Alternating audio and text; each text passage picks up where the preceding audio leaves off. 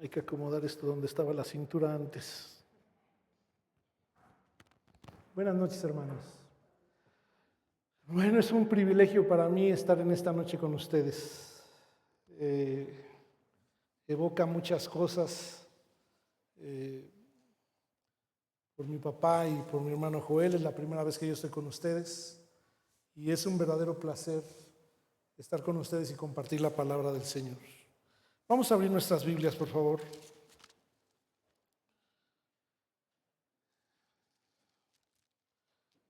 En Gálatas 1:4.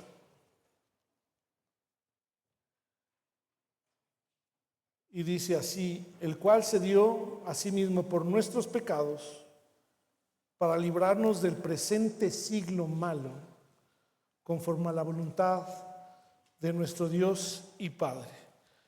Y por favor vamos a Colosenses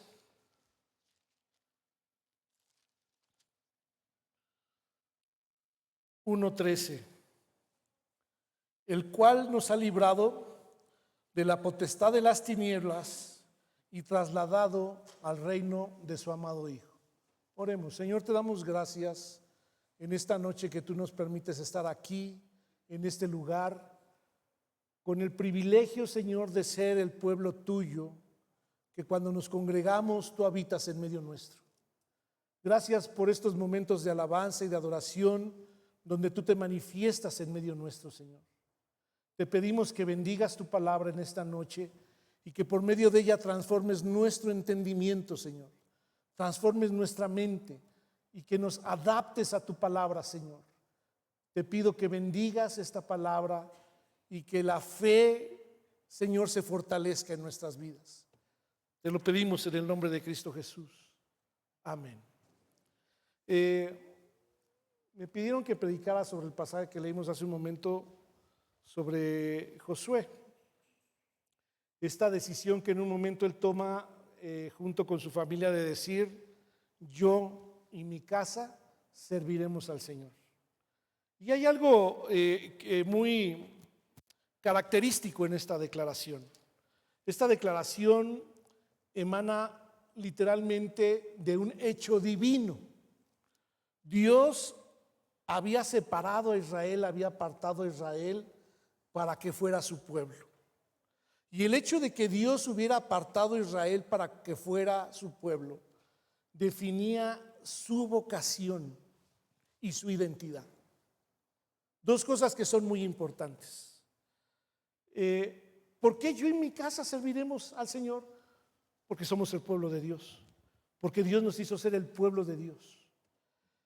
Vivimos en una generación, hermanos, en la que las cosas que Dios más ama están siendo embestidas de una manera brutal, rabiosa, violenta. La familia, la iglesia, el individuo, todo lo que constituye la base de la sociedad está siendo embestido para ser destruido.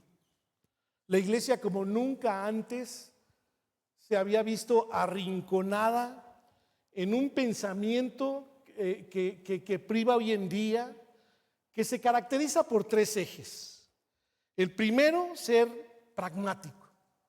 Es decir, todo lo que importa en la vida tiene que tener valor, valor económico, valor monetario.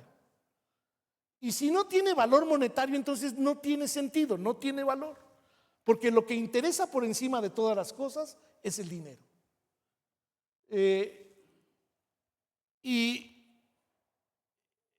hay en este pensamiento una avaricia del corazón humano por poseer cosas.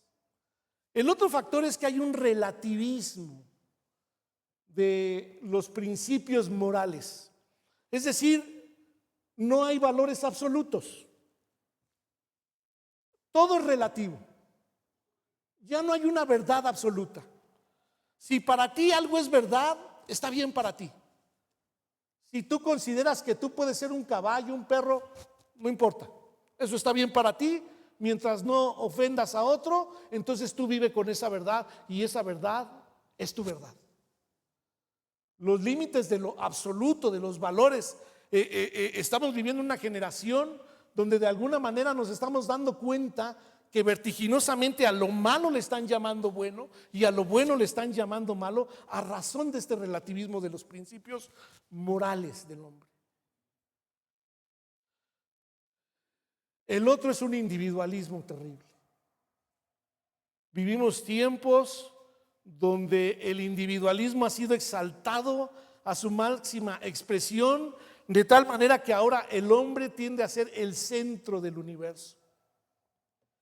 Esto permea inclusive la concepción que muchas veces tenemos en la iglesia, incluso de Dios y de la salvación.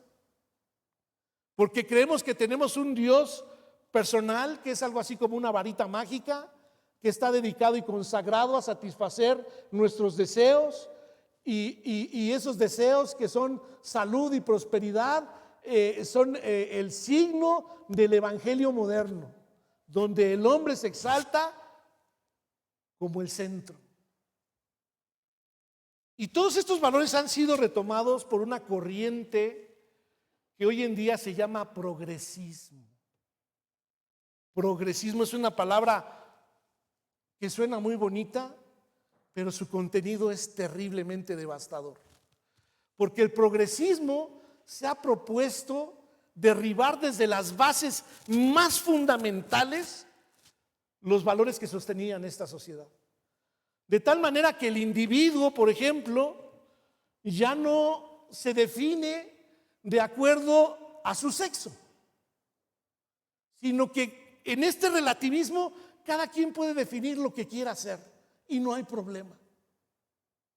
En este progresismo hemos visto cómo la familia es terriblemente arrinconada con una violencia sui generis. Ya no hay papá y mamá, y las familias pueden ser papá, papá, mamá, mamá, y etcétera, etcétera. Y esto, hermanos, ha venido en un cambio de nuestra era, de esta presente era malvada, con nuevos poderes supranacionales que se han empoderado por encima de las naciones, intereses económicos obscuros que han permeado y ahora han controlado a organizaciones como la ONU, el Fondo Monetario Internacional, el Banco Mundial, que son instituciones que, por ejemplo, hoy en día no quieren prestar a los países dinero para financiarse, si no imponen en sus agendas educativas y políticas todas estas corrientes del aborto, el feminismo, el movimiento LGTBI y todas estas cosas. ¿Qué hay de fondo en ello? ¿Cuál es la intención última de todas estas cosas? Yo creo sin duda alguna que es una intentona última del diablo y los demonios por arrinconar a la iglesia, a la familia y al cristiano. Hoy, si nosotros queremos compartir nuestros valores públicamente en las redes, somos vistos como personas retrógradas, anticuadas, pasadas de moda. No mencionemos la palabra pecado en alguna red, porque entonces se nos vienen encima todo mundo para decirnos que estos son conceptos y valores que ya no corresponden a este tiempo y a esta sociedad. Vivimos tiempos difíciles y les tengo una mala noticia: los tiempos empeorarán, no mejorarán. Estas corrientes seguirán, son como oleadas que vienen, pegan una vez, se regresan y vuelven a golpear y vuelven a golpear, y hay una agenda incansable por edificar un nuevo orden.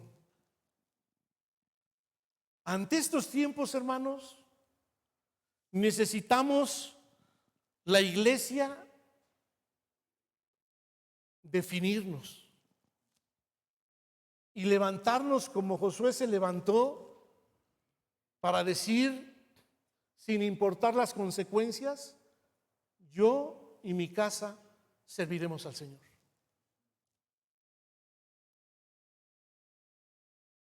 Jesús un día respondió a quienes le acusaban de liberar a las personas de demonios, y muchas veces cuando liberaba de esos demonios, las personas eran sanadas de cierta sordera, de no poder hablar. Y entonces los fariseos le acusaron y le dijeron: tú por Belcebú echas fuera a los demonios. Y entonces Jesús hace una declaración impresionante y les dice: una casa dividida contra sí misma no puede prosperar. Si Belcebú está dividido contra Belcebú, llegó el fin de esa casa. Mas si yo, por el dedo de Dios, Lucas dice, por el Espíritu de Dios, echo fuera demonios, verdaderamente el reino de los cielos ha llegado. Y miren, este anuncio de decir que el reino de los cielos había llegado era un escándalo en aquel entonces. Y era un escándalo porque no esperaban que el reino de los cielos se manifestara en la persona de Jesús. Los judíos de aquel entonces tenían una expectativa de la venida del Mesías y la habían aguardado en ese tiempo, quizá como nunca antes. Había la expectativa y la esperanza de que pronto se manifestara el Mesías. Hacía apenas 163 años había venido una guerra terrible, la guerra de los macabeos, que había devastado a la nación, pero había renovado a la nación en un espíritu de esperanza, donde ellos veían la expectativa de la próxima venida del Mesías. Un Mesías que había sido profetizado desde el Génesis, cuya profecía también la ley había hablado de él. Todas las figuras del templo habían hablado de la expectativa de la venida del Señor, y por supuesto los profetas y los salmos habían abierto un panorama de esperanza. Vendría el fin de los tiempos, y en el fin de los tiempos llegaría la nueva era. El reino de los cielos se manifestaría. Vendría el Mesías. Dios enviaría su espíritu a los corazones de su pueblo para renovar a este pueblo y volverlo a exaltar a las grandezas que había tenido antes. Habría resurrección de los muertos. Y entonces esta presente era malvada, llegaría a su fin y pasaría. Esta presente era malvada, marcada por el pecado, por el dolor, por la enfermedad, por la muerte, tendría un fin cuando el Mesías viniera. Imagínense la noticia de Jesús diciéndole a estas personas: el reino de los cielos se ha acercado, y ahora es, y aquí está presente con vosotros.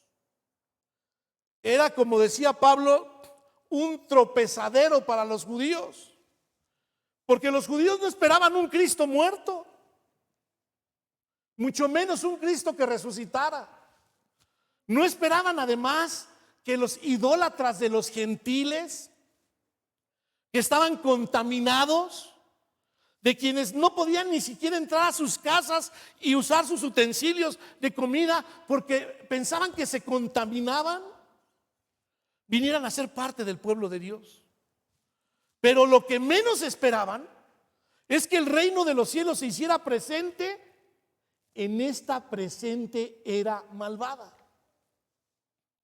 Se suponía que cuando el reino de los cielos viniera, esta presente era malvada llegaría a su fin.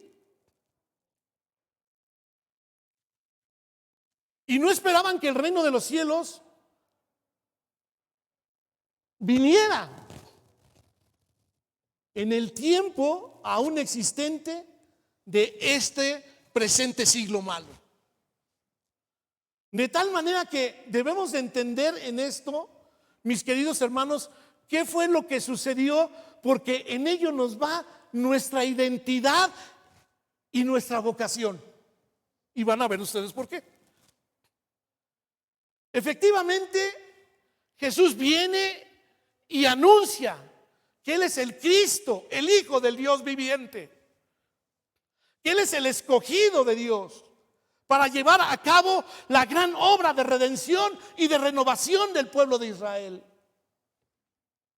Y hace una declaración, por cierto, tremenda cuando Jesús le pregunta a Pedro: Pedro, ¿quién dices tú que yo soy? Y Pedro le dice: tú eres el Cristo, el Hijo del Dios viviente.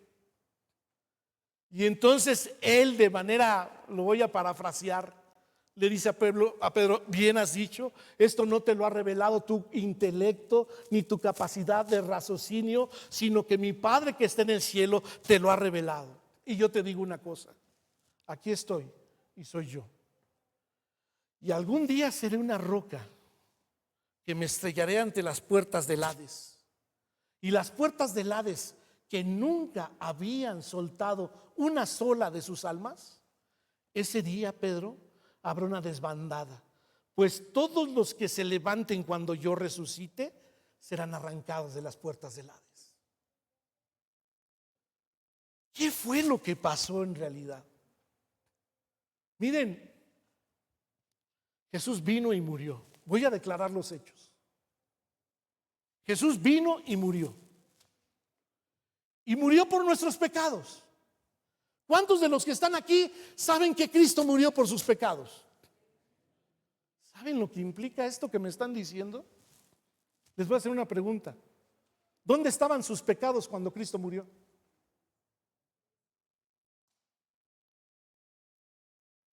Pensando en el tiempo y en el espacio, ¿dónde estaban sus pecados cuando Cristo murió?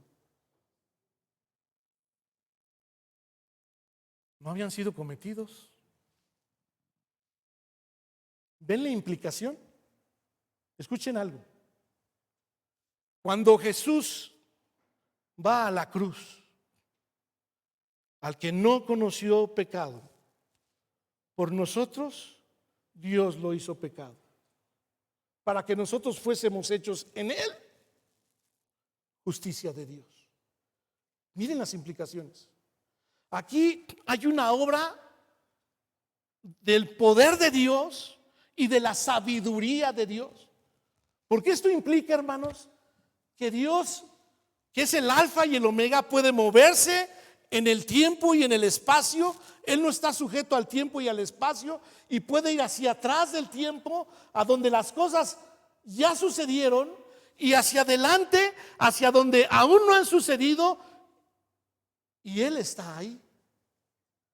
Y eso quiere decir que en mi vida personal, Él vino hasta el último día que yo había de respirar por última vez, mi último suspiro. Y desde ahí Él vino y fue tomando todos mis pecados. Escuche bien, muchos de ellos de los que aún no he cometido siquiera, y los tomó, los llevó a la cruz y los puso en Cristo. Y esto no solamente de mí, sino de cada uno de ustedes. Y esto no solamente de cada uno de nosotros, sino de los que no han nacido. Y esto no solamente de los que no han nacido todavía y han de venir a Cristo, sino del último o de los últimos seres humanos que hayan de nacer en esta presente era malvada. Pero no solamente de nosotros en el tiempo y en el espacio hacia el futuro, sino fue hasta donde estaba Adán y tomó el pecado de Adán. Y se vino en el tiempo y en el espacio tomando los pecados de cada uno de los que pertenecían a su pueblo y de los siervos que habían servido a Él, y tomó sus pecados y los puso en Cristo. Y Cristo fue el recipiente de todos los pecados de toda la humanidad. De tal manera que Él tomó mi lugar, tomó su lugar para recibir el castigo que nosotros merecíamos. Él llevó nuestros dolores, Él llevó nuestras aflicciones, Él llevó el castigo de Dios. y murió por nosotros. Pero ¿saben? Hay otro aspecto de la cruz. No solamente Jesús murió por nuestros pecados, sino que todo el universo llegó a su fin en la cruz. Miren, cuando digo todo el universo me refiero de manera cósmica. No hay un átomo de la materia y lo que contenga. No hay una célula de la vida humana.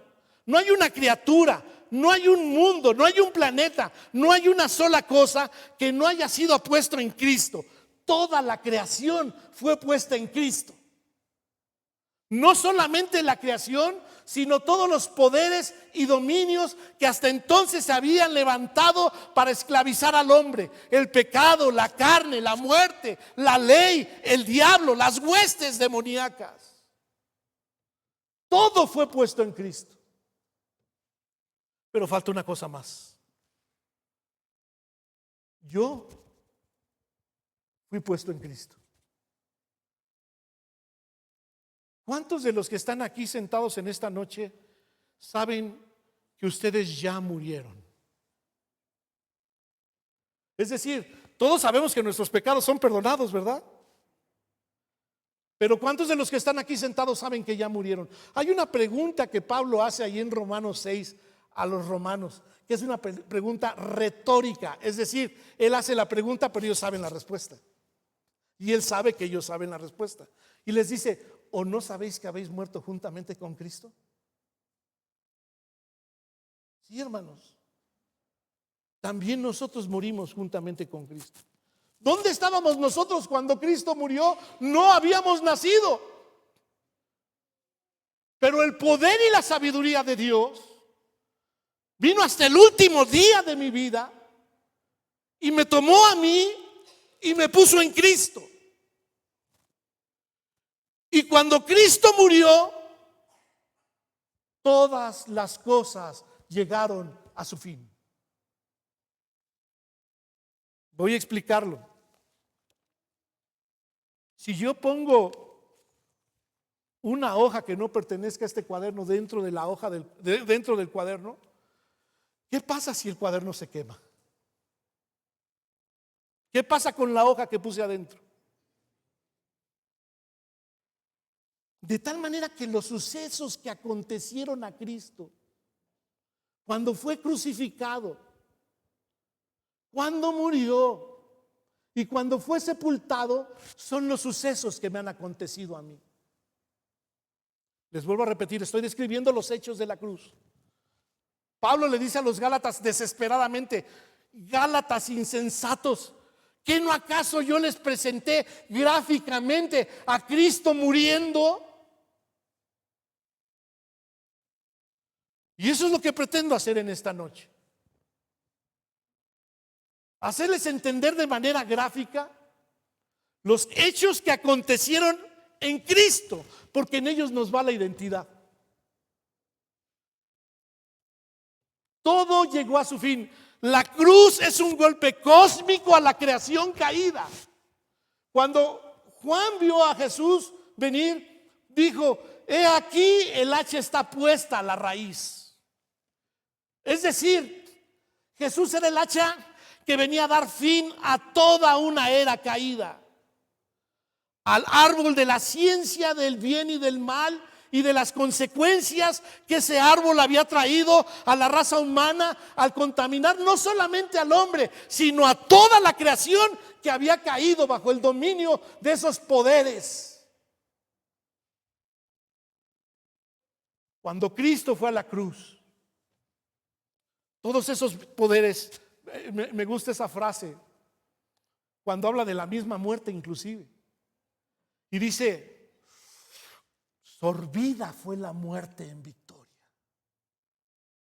¿Han oído hablar de esos hoyos negros que hay en el espacio? Cuando una estrella inmensa, gigantesca en su masa, colapsa, se vuelve del tamaño de una pelota de golf, pero su masa tiene una capacidad de atraer todo lo que está a su alrededor. Y hermanos, llega a traer hasta soles y planetas completos.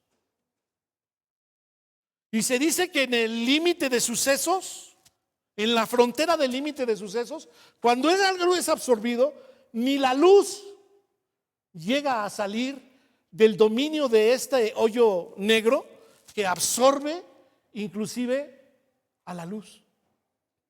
La cruz de Cristo es el arma de destrucción masiva más grande que ha existido en el universo.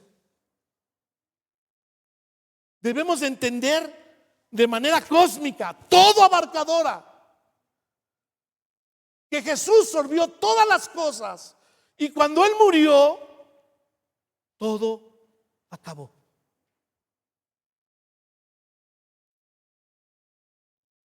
Pero hay un suceso más que aconteció, y es que bendito sea Dios, al tercer día Él resucitó. ¿Sabe las implicaciones de que Él haya resucitado? Mis queridos hermanos, Él dijo: de esto que ven no quedará piedra sobre piedra. Cuando Él resucitó, Jesús no resucitó solo. ¿Sabe eso? ¿O no saben que ustedes también han resucitado? ¿No saben que ustedes son vivos de entre los muertos? ¿No saben que los dio vida a vosotros cuando estabais muertos en vuestros delitos y pecados? ¿No saben que son hechura suya, creados en Cristo Jesús para buenas obras? ¿Saben por qué? Por eso les digo lo de la piedra del Cristo que se estrellaría contra las puertas del Hades, porque el día que Cristo se levantó de la tumba, con Él nos levantamos todos los que pertenecemos a Él. ¿Y saben algo? La Biblia dice algo hermoso. Si alguno está en Cristo, es parte de una nueva creación. Escuchen esto. Y aquí todas las cosas son hechas nuevas. Las cosas viejas han pasado. Las cosas viejas han llegado a su fin. Y aquí todo es hecho nuevo. Y ahí renacemos nosotros. Gloria a Dios. Porque en Él nosotros venimos a hacer lo que no éramos. No éramos hijos suyos. Y ahora somos hijos suyos. No éramos pueblo suyo. Ni siquiera participábamos de ser parte de Israel en la carne. Pero ahora que Dios ha hecho nuevas todas las cosas, hemos venido a ser el radical y renovado nuevo pueblo de Dios. Nosotros que éramos extranjeros y nosotros que no pertenecíamos, hoy somos pueblo de Dios. Porque todo fue hecho nuevo. Y miren, hermanos, cuando digo todo, es todo. La misma liturgia de este pueblo, que antes venía y presentaba un animal muerto, hoy viene, como este día, en esta noche, a presentarse como sacrificio vivo delante de Dios, hecho agradable por Dios, por esta obra renovadora. Tenga usted la conciencia de que cada vez que viene a este lugar, usted es el sacrificio vivo delante de Dios. ¿No hay algo, hermanos, que nosotros podamos expresar en nuestro ser de nuestra vida nueva que no sea radicalmente nuevo? Miren, era un escándalo en el siglo I decir que nosotros éramos el pueblo de Dios. Los judíos se jalaban los pelos. ¿Y cómo estos incircuncisos, idólatras, contaminados, perversos, de los que no somos dignos de entrar a sus casas y tocar sus utensilios sin contaminarnos, pueden venir a ser el pueblo de Dios? Lo que no sabían ellos es que Cristo había ido a la muerte, a la cruz, y había llevado a todos los ídolos, a todos los demonios, los había enfrentado y los había hecho llegar a su fin. El acta de decretos que había en contra de nosotros, que nos impedía ser parte del pueblo de Dios, y al pueblo de Israel, el acta de decretos que era la ley, que los mantenía bajo maldición, sin poder ser parte del pueblo de Dios renovado, quitó de en medio la maldición de la ley y los hizo también ser parte del pueblo de Dios. De tal manera que Dios ha renovado un pueblo nuevo para su nombre. No solo ha renovado a un pueblo nuevo para su nombre. Un pueblo de Dios no puede ser un pueblo de Dios si Dios no lo habita. Pero Dios renovó de una manera radical que nadie en su sano juicio hubiera podido pensar cómo lo haría. Pero Dios envió a su Espíritu a nuestros corazones para habitarnos y que fuera la marca de que nosotros somos el pueblo nuevo de Dios. ¿Sabe por qué usted alaba a Dios? Es más, ¿sabe por qué usted está aquí sentado? ¿Sabe por qué puede escuchar la palabra de Dios y decir amén? ¿Cree que es por su intelecto? ¿Cree que es por su razonamiento? ¿Sabe qué pasaría si el Espíritu de Dios no estuviera en su corazón?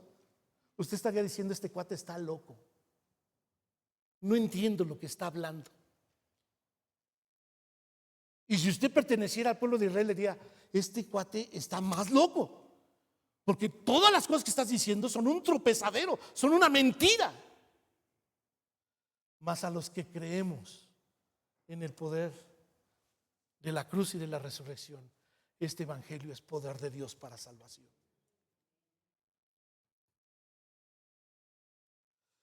Esto nos confronta a entender qué es lo que somos. Miren, hermanos, las cosas no sucedieron como los judíos pensaban, que esta presente era malvada llegaría a su fin y se inauguraría la nueva era. De cuando Cristo resucitó, Él inauguró la nueva era. El problema es que la inauguró dentro de esta presente era malvada. Esta presente era malvada no llegó a su fin, sino que dos reinos se pusieron en paralelo.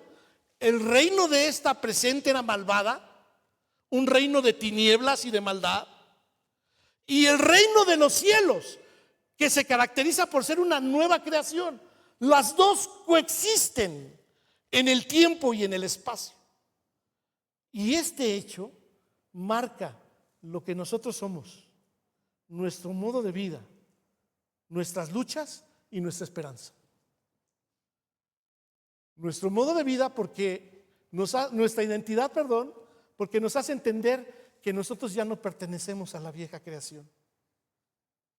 La cruz rompió las ligas que yo tenía con una raza caída.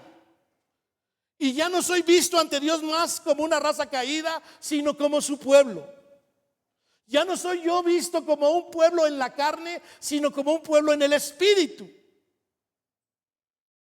Marca mi identidad que ahora soy una nueva criatura. Y esta realidad de estas dos creaciones determina que por algún tiempo, en un paréntesis, en una temporalidad, la nueva vida he de vivirla por medio de la fe. Porque no tengo a la vista lo que la cruz consumó. Aún no ha sido manifestado en su totalidad. Sin embargo, ya Dios envió del futuro a su Espíritu de Dios, al Espíritu de Él, que es el cumplimiento de las promesas, el anticipo de la nueva vida y la garantía de que esta nueva vida algún día se manifestará en plenitud. Sabemos que lo que es en parte algún día cesará, que algún día vendrá lo perfecto, pero hasta entonces tendremos que vivir por fe y no por vista. Y eso también determina nuestras luchas. Y aquí voy a esta cuestión. Porque estamos entre las eras y la vieja vida sigue haciendo estragos todavía entre nosotros, aunque ya no pertenecemos a ella. Y hay que aprender a vivir así. Gálatas 2:20 dice: ya no vivo yo, mas vive Cristo en mí. Pero hay que aprender que lo que somos en la carne hay que vivirlo por la fe. Hay que vivirlo por la fe. Y es que miren, hermanos, todos los días yo tengo un reto. Estoy en un conflicto y en una lucha cósmica. El reino de los cielos ha venido de manera violenta. El futuro se acercó al presente. A ver si me siguen el hilo. Pero escúchenme.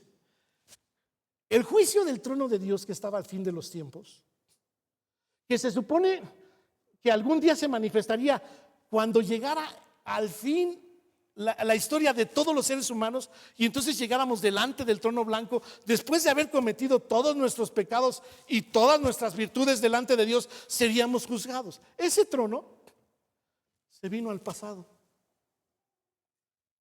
y llegó a la cruz, y ahí fuimos juzgados nosotros, y ahí fuimos justificados por aquel que tomó nuestro lugar. Fuimos declarados justos.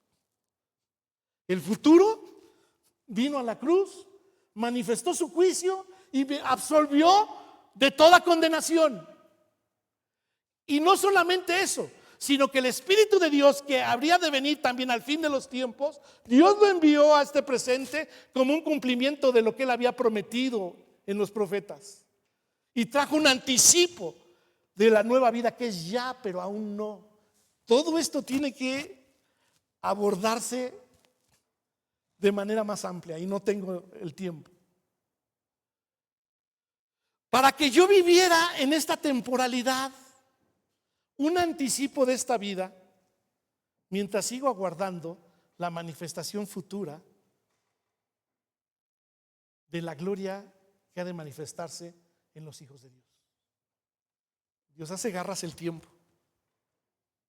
Dios destroza el tiempo, el espacio y la materia. Hace trizas la materia porque hoy hay un cuerpo de un hombre al lado del trono de Dios, que es el Hijo de Dios, que es el Hijo del hombre, a quien está sujeto todo poder y todo dominio y toda autoridad. Un cuerpo.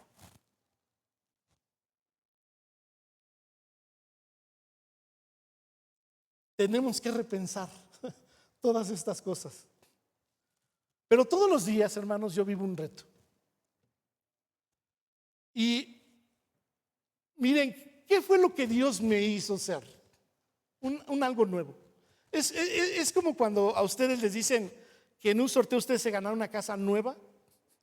Literalmente con todo nuevo. Coche, 2 coches en la cochera. Cuando usted va y abre los cajones de la cocina, ahí ve usted todo nuevo, los trastes nuevos, los vasos nuevos, el refrigerador, todo nuevo. Y entonces cuando usted se va a mudar, allí empieza el sartén de mi abuelita. Tengo que llevarme el sartén de mi abuelita. No, los zapatitos de los niños. Es que cuando eran chiquitos, yo me los tengo. Y de repente se da cuenta que llega a su casa y no caben las 2 cosas.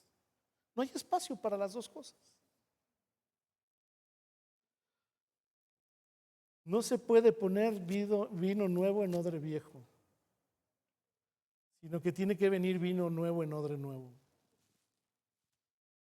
Y el problema es que nosotros seguimos viviendo la nueva vida con los patrones de vida de la vieja vida. Es por eso que a veces hay cristianos que odian, o cristianos que no pueden perdonar, o cristianos que ya no aman. Me decía un hermano Raúl de la O, que fue hace unos días a verle a su oficina a un hermano, y llegó y le dijo: hermano Raúl, yo ya no amo a mi esposa. Y el hermano Raúl le dijo: pues ámala. A ver, hermano, es que yo ya no la, pues ámala. No, hermano, es que usted no me está entendiendo. El amor que yo tenía por mi esposa ya se agotó, pues ámala. El que no me está entendiendo eres tú. Y déjame te lo explico. Si tú eres una nueva creación, el amor de Dios mora en ti. Porque el amor de Dios ha sido derramado en ti. Y puedes. Porque tú ya no vives bajo los patrones de la vieja vida, donde confundías el amor con sentimientos. Pero si tú no has nacido de nuevo, entonces sí te creo que ya no ames a tu esposa. Nosotros seguimos tratando de vivir la nueva vida con los viejos criterios. Y eso no funciona. No funcionan los chismes, las divisiones, los resentimientos. Porque ya no son parte de nuestra naturaleza. Ni llegan nuestra identidad nueva. Nosotros somos perdón de Dios. ¿Cómo no podemos perdonar a otros? Y además, esto nos identifica y nos define como pueblo de Dios. Miren,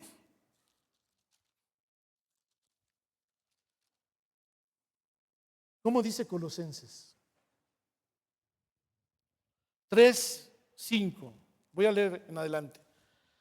Haced morir lo terrenal en vosotros: fornicación, impurezas, pasiones desordenadas, malos deseos, avaricia e idolatría, cosas de las cuales la ira de Dios viene sobre los hijos de desobediencia, en las cuales vosotros también anduvisteis en otro tiempo cuando vivías en ellas. Está marcando el cambio de lo que Dios hizo con nosotros.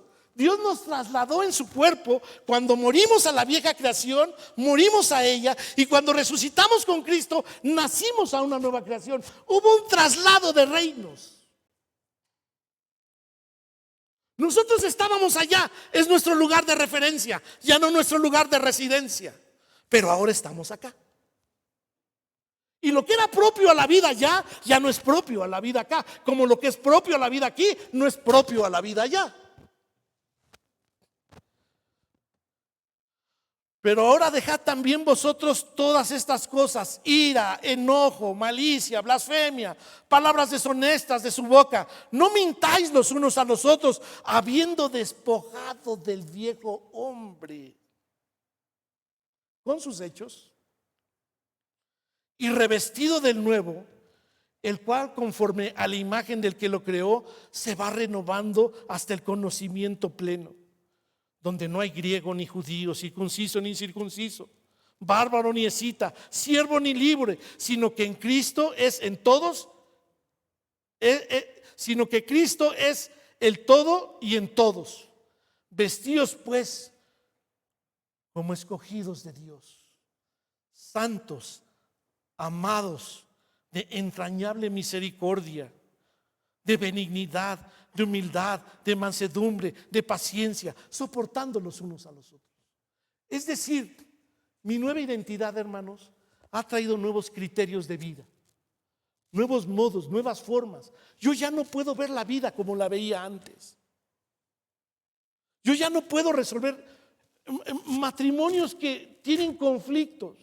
El otro día me decía una amiga de su esposo, me sacaba una lista como del tamaño de un papel de baño de todos los defectos que tenía su marido.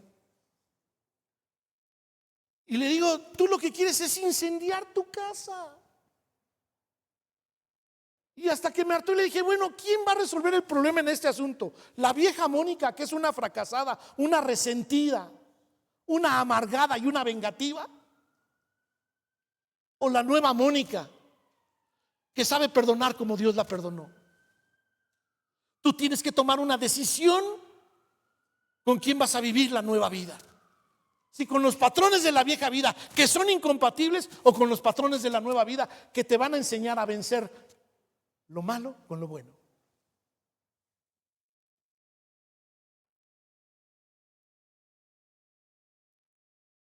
Debemos de aprender a repensar lo que somos, hermanos. Verdaderamente debemos de entender,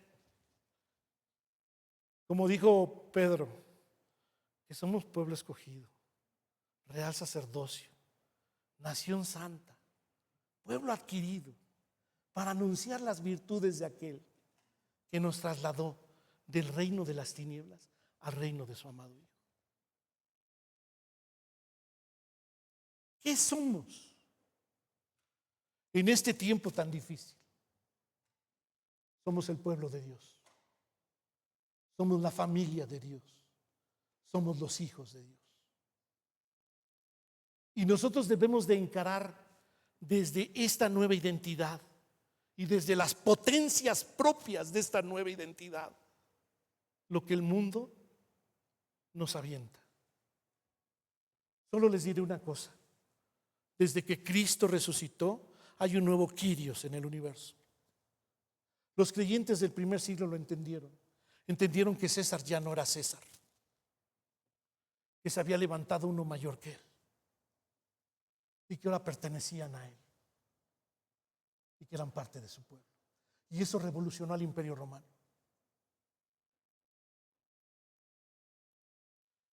Con esto voy aterrizando.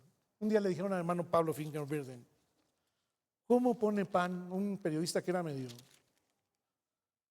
ponzoñoso. ¿Cómo pone pan el evangelio en la mesa de los necesitados?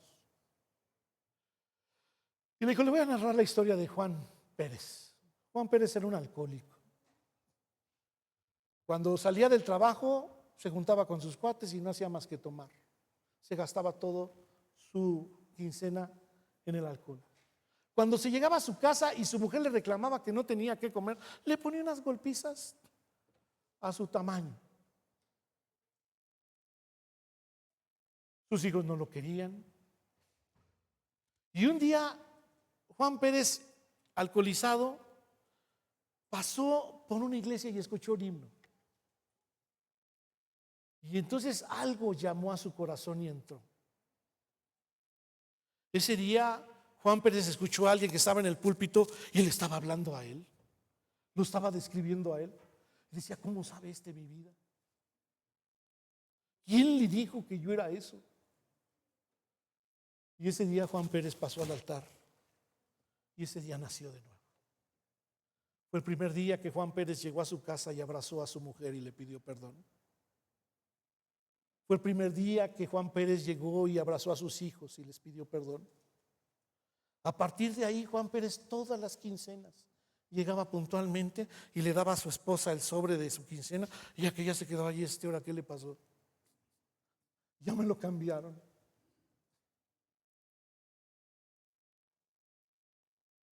De un reino a otro, un traslado, una nueva vida. Termino con este pasaje.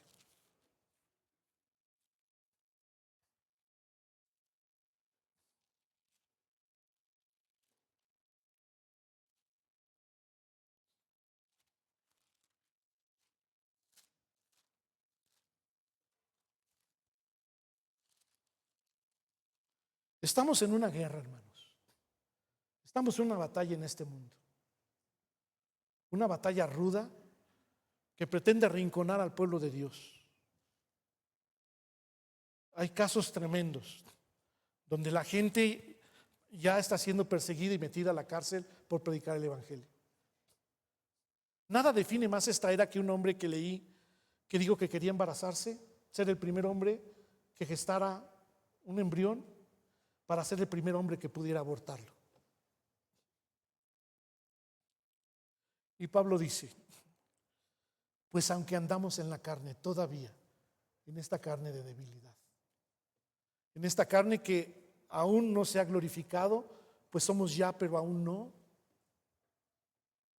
Pero no militamos ya según la carne, bajo los criterios y los principios de la vieja vida en los que en algún día vivimos.